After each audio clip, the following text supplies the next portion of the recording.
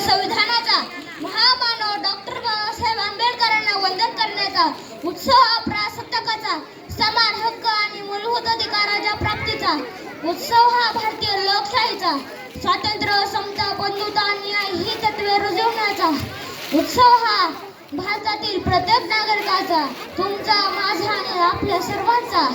माझे नाव विहान योगेश आव्हाड. सर्वांना माझा नमस्कार. अशा या मंगल उत्सव प्रसंगी उपस्थित कार्यक्रमाचे अध्यक्ष सर्व गुरुजन वर्ग आणि माझ्या देशबांधवांनो, आज 26 जानेवारी भारतीय प्रजासत्ताक दिन हा दिन आपल्या भारत देशाचा राष्ट्रीय उत्सव म्हणून आपण साजरा करत आहोत. हा दिवस प्रत्येक भारतीयासाठी आनंदाचा, उत्साहाचा, सन्मानाचा आणि अभिमानाचा दिवस आहे. या मंगल दिनी तुम्हा सर्वांना प्रजासत्ताक दिनाच्या हार्दिक शुभेच्छा. 15 ऑगस्ट 1947 रोजी भारत देश इंग्रजांच्या गुलामगिरीतून स्वातंत्र्य झाला.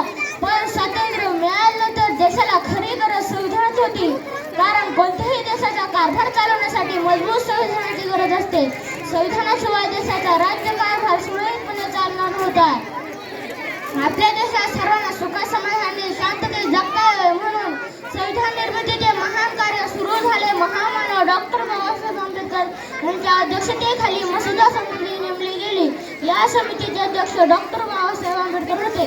डॉक्टर बाबासाहेब आंबेडकर यांनी 2 वर्ष 11 महिने आणि 18 दिवस अथक परिश्रम घेऊन देशाचे समृद्ध संविधान तयार केले. हे संविधान जगातील सर्वात मोठे आणि हस्तलिखित संविधान आहे.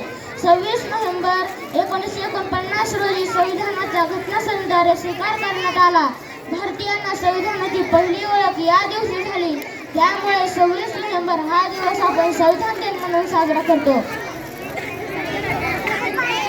26 जानेवारी 1950 रोजी संविधानाचा आपल्या भारतात हे संविधान अंमलात आले आणि आपला भारत देश प्रजासत्ताक राष्ट्र म्हणून घोषित करण्यात आला. त्यामुळे 26 जानेवारी हा दिवस आपण प्रजासत्ताक दिन म्हणून साजरा करतो. 26 जानेवारी पासूनच आपला भारत देश प्रजासत्ताक लोकशाही गणराज्य बनला. खऱ्या अर्थाने भारतीय जनतेला स्वातंत्र्य, समता, न्याय आणि आपले मूलभूत हक्क आपण आपल्या भारत देशात मुक्तपणे जीवन जगू शकतो.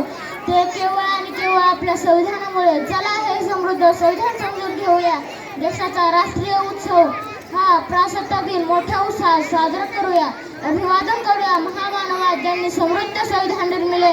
नतमस्तक होऊया क्रांतिकारकास ज्यांनी देशाला स्वातंत्र्य दिले. वंदन करूया सर्व महापुरुषास ज्यांनी भारताला प्रजासत्ताक राष्ट्र बनवले. एवढे बोलून मी माझ्या भाषणाला पूर्ण देतो. जय संविधान, जय भारत, जय महाराष्ट्र.